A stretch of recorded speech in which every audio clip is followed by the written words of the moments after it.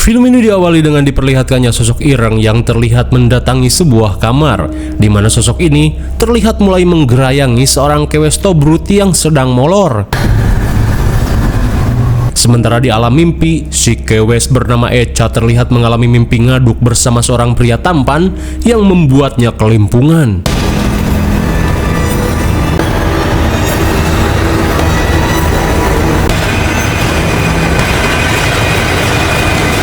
Astagfirullah, akibat tak berdoa sebelum tidur, Echa terlihat digabrut sosok The Demit Ireng. Sesaat kemudian, setelah puas ngaduk brutal di alam mimpi, Echa langsung beranjak menghampiri suaminya yang baru pulang lembur.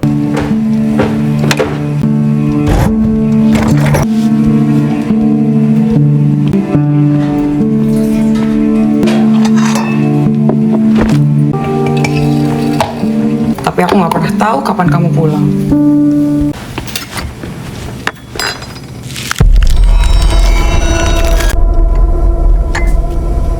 Melihat tak ada satupun makanan di atas meja, Ariel yang merasa salatri setelah pulang bekerja langsung membacoti istrinya, di mana sepotong tempe pun tidak ada. Ariel pun kecewa dengan kebiasaan istrinya yang tidak pernah mengerjakan kewajibannya dengan baik. Merasa terus dipojokkan, Echa pun membalasnya dengan memojokkan Ariel yang selalu membuatnya kesepian. Terlebih sejak beberapa bulan terakhir, Ariel selalu sibuk lembur. Namun Ariel mengungkapkan jika hal itu ia lakukan untuk menjamin perekonomian keluarga yang belum stabil. Hingga di tengah panasnya adu bacot, meskipun perut keroncongan Ariel yang kelelahan bergegas pergi untuk tidur. Di keesokan harinya, Echa yang bekerja di gudang pengiriman paket terlihat sibuk mengecek paketan barang.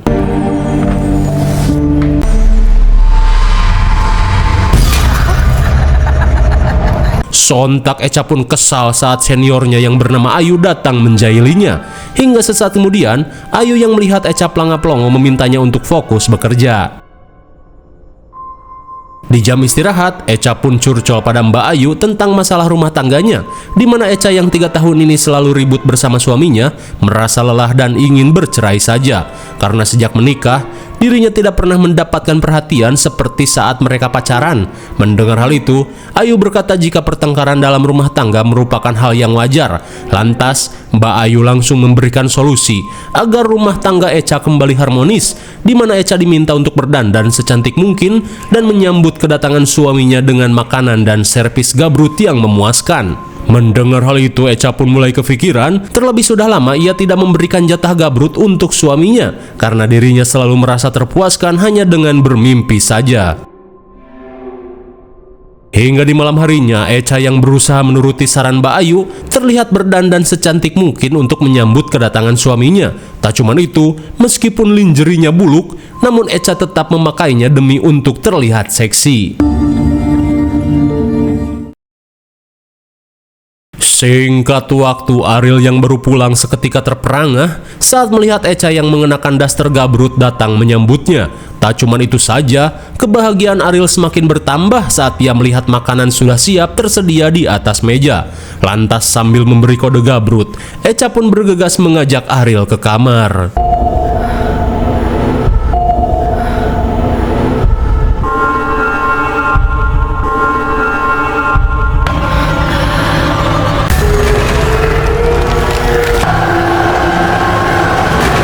Astagfirullah, tanpa diduga, akibat tidak membaca doa sebelum gabrut, sosok Ireng ini kembali muncul dan nebeng kenikmatan bersama pasangan suami istri ini. Seusai perhelatan gabrut, Echa yang tertidur tiba-tiba mengalami mimpi aneh, di mana ia terbangun di sebuah rumah kosong yang mengerikan.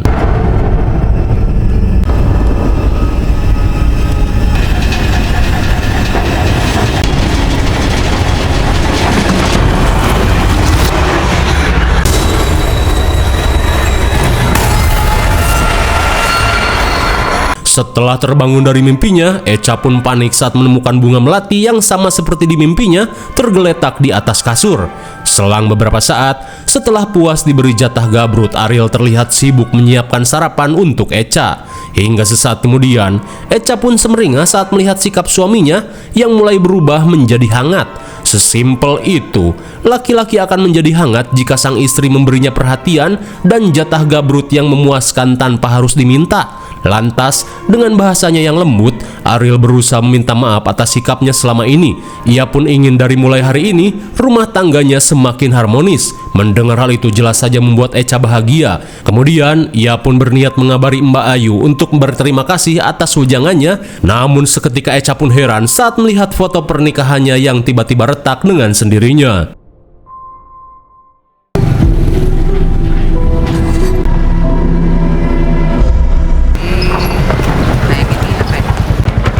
Nanti kamu telat lagi.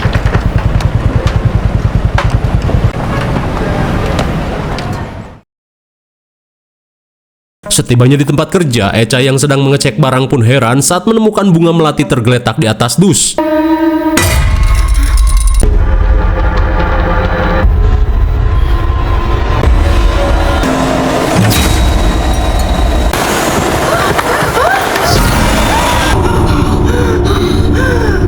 Sontak Echa pun syok parah saat melihat bebenguk sosok ireng mengerikan yang muncul di hadapannya. Hingga di tengah kepanikan, tiba-tiba Echa merasa mual.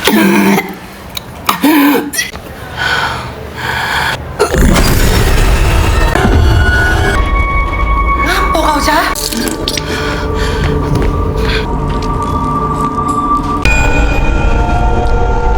Sungguh geleh. Ayu pun merasa ngeri saat melihat darah dan cacing yang Echa muntahkan.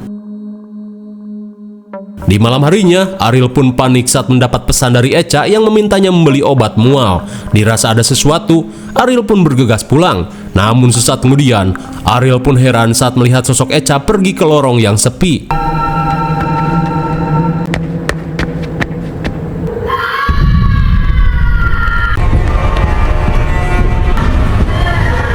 Sayang.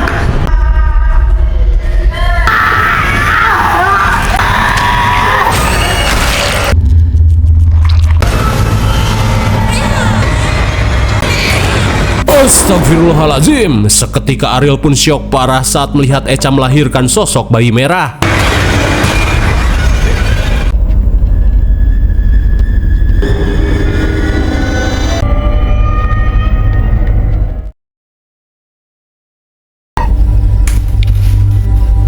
Singkat waktu, Echa yang akan menyuguhi pun heran saat melihat suaminya melongo dengan tatapan kosong. Namun ketika ditanya, Ariel malah pergi ke kamar tanpa memakan suguhan yang Echa sediakan.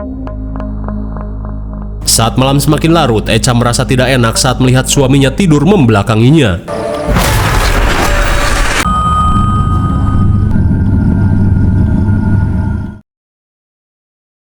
Di keesokan harinya, saat Echa diurut oleh Mbok Sari, Ariel yang khawatir meminta Echa untuk mengambil cuti. Namun Echa yang tidak ingin gajinya dipotong, tak menggubris saran tersebut. Hingga di tengah obrolan, Mbok Sari memberitahu jika saat ini Echa sedang hamil 3 bulan. Namun bukannya senang, Ariel pun syok saat mengetahui kabar tersebut. Terlebih sejak 6 bulan terakhir, baru kemarin malam mereka melakukan adu gabrut.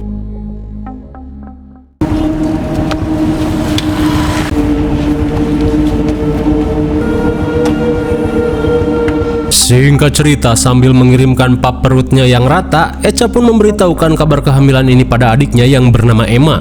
Hingga saat Ayu datang, Echa pun memberitahukan kehamilannya yang kini sudah menginjak 3 bulan. Mendengar hal itu sontak membuat Ayu kaget. Ia pun heran karena Echa sendiri yang bilang jika sejak 6 bulan lalu, baru kemarin malam Echa memberi jatah suaminya. Merasa ada sesuatu yang tak beres, Ayu memberitahu jika kemarin ia melihat Echa memuntahkan cacing dan darah. Ia pun takut jika kehamilan Echa berkaitan dengan hal goib. Akan tetapi, Echa yang tidak terima dengan perkataan Mbak Ayu langsung kesal dan bergegas pergi.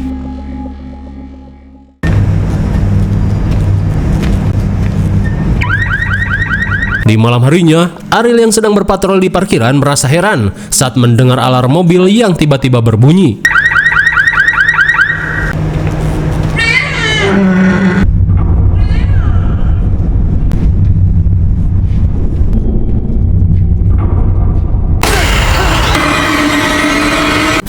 Astagfirullah, sontak Ariel pun kaget saat kembali melihat sosok bayi iblis. Sepulang ke rumah, Ariel yang merasakan kejanggalan bergegas menghampiri Echa yang sedang sibuk menyiapkan makanan. Lantas Ariel mengungkapkan jika usia kehamilan Echa dirasa tidak manuk akal. Terlebih sejak 6 bulan lalu baru tempo hari Echa memberikan jatah gabrut pada dirinya. Menyadari Ariel menuduhnya berselingkuh, Echa yang tak terima mengajak suaminya pergi ke dokter untuk memeriksakan kehamilannya. Di keesokan harinya, Bu Dokter yang melakukan USG mengungkapkan jika Mbok Sari telah salah memprediksi kehamilan Echa karena dari hasil pemeriksaan, ia sama sekali tidak menemukan janin di rahim Echa. Bu Dokter pun mengungkapkan jika Echa mengalami halu karena keinginannya untuk hamil. Meskipun lega, namun Ariel merasa khawatir pada kehaluan istrinya. Singkat cerita, Echa pun mengungkapkan kekesalannya tentang hasil pemeriksaannya pada Ayu. Terlebih dokter yang melakukan USG menganggap jika dirinya halu. Tapi meskipun begitu, Echa tetap yakin dengan kehamilannya karena ia bisa merasakan sesuatu yang bergerak di perutnya. Mendengar hal itu, Ayu yang sejak awal menyadari ada sesuatu yang tak beres, langsung mengajak Echa pergi menemui ustadz kenalannya yang bernama Jainuddin Ngaciro.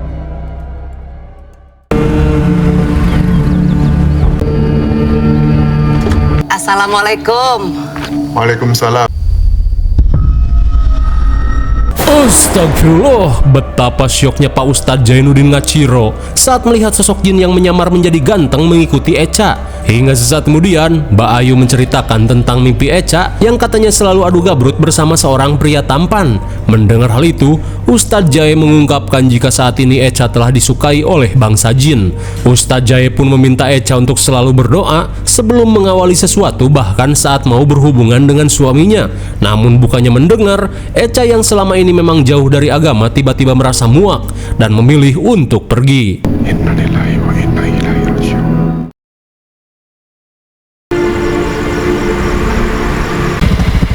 Pokok di pinggir jalan nih. Di malam harinya, setelah mengantar Echa pulang, Mbak Ayu si cat lover garis keras langsung meminggirkan anak kucing hitam yang mengeong di tengah jalan. Namun sesaat kemudian, ia yang akan pergi pun merasa khawatir saat mendengar si kucing yang tidak berhenti mengeong.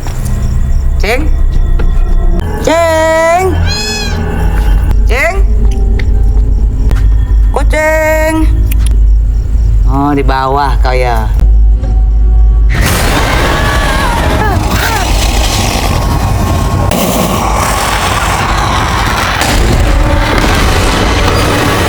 Malang sekali, Ayu si besti setia pun harus tewas ditimpa bahan bangunan oleh si jin ireng.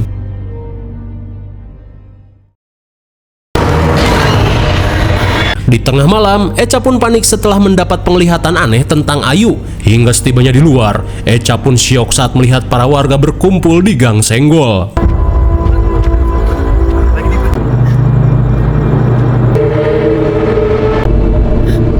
Innalillahi, sontak Echa pun syok parah saat melihat Ayu tewas dengan tangkurak yang berantakan tertimpa bahan bangunan. Di tengah rasa syok, Ariel yang datang seketika merasa heran saat melihat perut Echa yang tiba-tiba membesar seperti usia kandungan 9 bulan.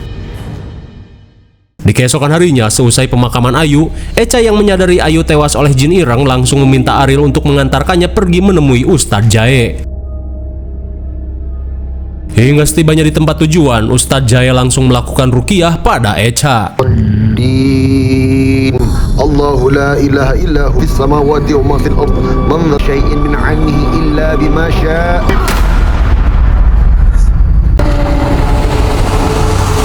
Di tengah prosesi ruqyah, jin ireng yang merasuki Echa pun terlihat berusaha melawan, di mana si jin berkata jika hanya dirinya saja yang bisa memuaskan hasrat gabrut Echa. Mendengar hal itu, Ustadz Jai kembali membacakan ayat ruqyah untuk membebaskan Echa dari pengaruh jin ireng. Wallahu ahad kufuwan ahad. Bismillahirrahmanirrahim. Wa min syarri nafathati fil 'uqad wa min syarri qul a'udzu birabbin nas malikin yuwaswisu fi sudur. Akhirnya berkat kuasa Allah, Ustadz Jaya pun berhasil mengeluarkan jin yang ada pada tubuh Echa. Hingga sesaat kemudian, Ustadz Jaya memberitahu jika jin ireng yang merasuki Echa merupakan jin perusak rumah tangga yang disebut jin Dasim. Setelah menjelaskan hal tersebut, Ustadz Jaya memberikan kertas berisi ayat yang harus Echa hafal agar bisa terlindung dari si jin Dasim. Singkat cerita, 14 hari setelah terbebas dari jin Dasim, kehidupan rumah tangga Echa dan Ariel terlihat semakin membaik.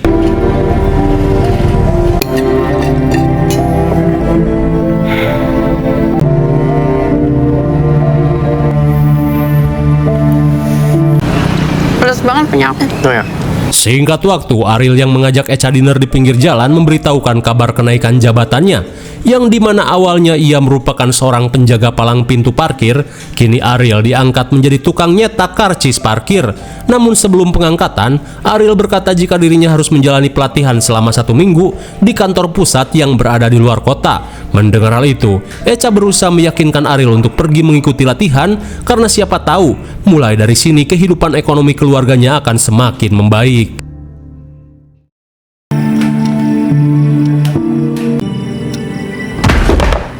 Beberapa hari kemudian, Echa yang tinggal sendiri di rumah kembali merasa panik saat melihat jaket suaminya yang tiba-tiba terjatuh.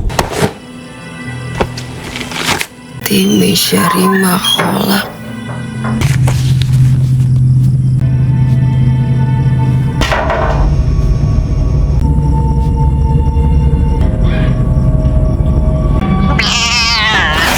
Dirasa hanya ulah ucing garong, Echa yang tidak ingin ambil pusing memutuskan kembali menonton TV.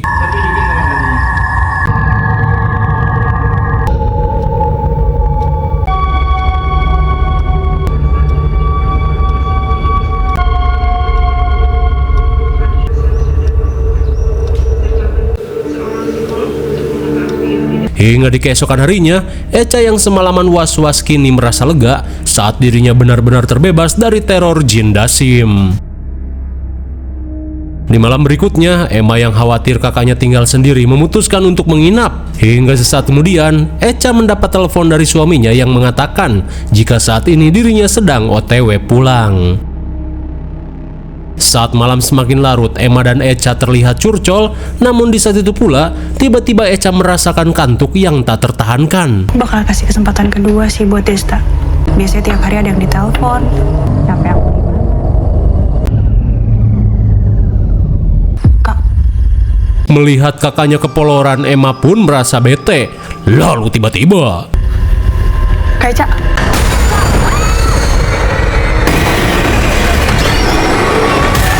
astagfirullah, tanpa diduga, jin Dasim yang rindu dengan jepitan Echa ternyata telah kembali.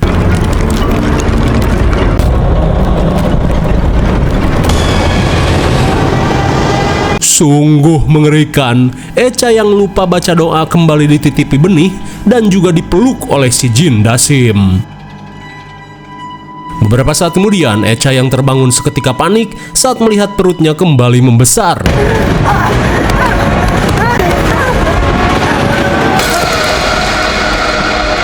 Di tengah kepanikan, Echa yang tak sudi menjadi induk jin langsung mengambil hanger untuk melakukan sesuatu.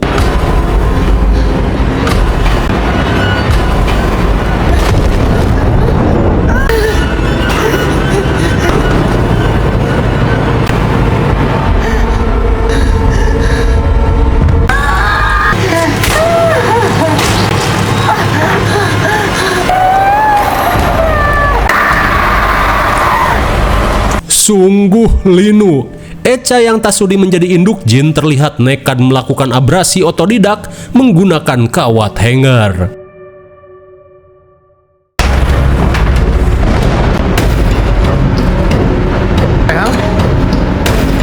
Saat Ariel pulang, ia pun syok parah saat melihat istrinya tergeletak di WC dengan hanger yang masih menancap di celengannya. Di tengah kepanikan, Ariel memanggil Emma yang baru siuman untuk membawa Echa ke pesantren.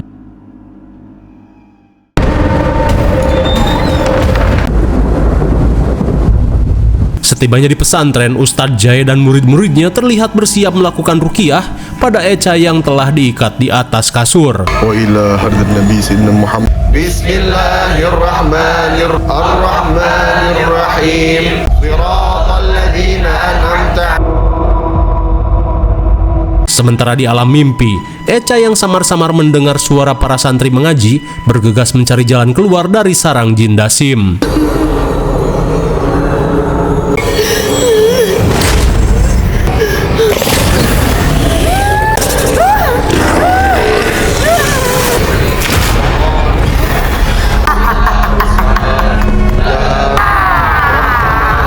Melihat jin Dasim merasuki Echa, Ustadz Jaya pun berusaha fokus pada proses ruqyahnya. A'udzu bikalimatillahi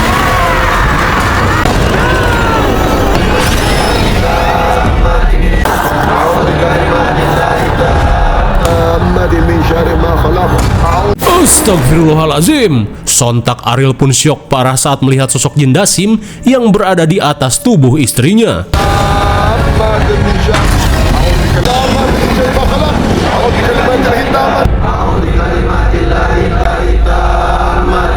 Di tengah keadaan genting, Ariel berusaha membisikkan kalimat zikir di telinga Echa agar bisa terlepas dari pengaruh jin Dasim. Nepatin janji aku pas aku nikah sama kamu, tunggu tua bareng sama aku.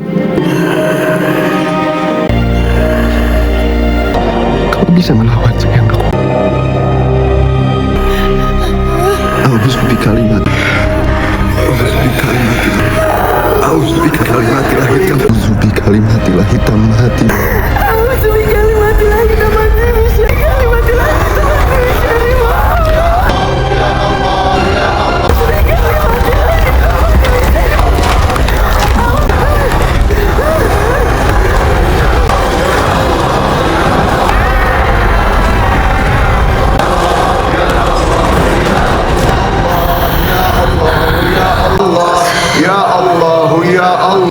Akhirnya, setelah melewati proses ruqyah yang panjang, Echa berhasil terbebas dari jerat jin Dasim.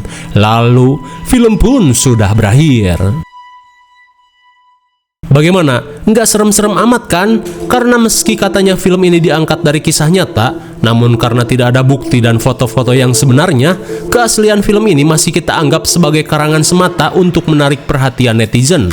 Karena sejatinya, jin Dasim adalah jin perusak hubungan rumah tangga dan bukan jin yang suka ngaduk istri orang. Intinya, perkuat saja iman kita kepada Allah Subhanahu wa Ta'ala.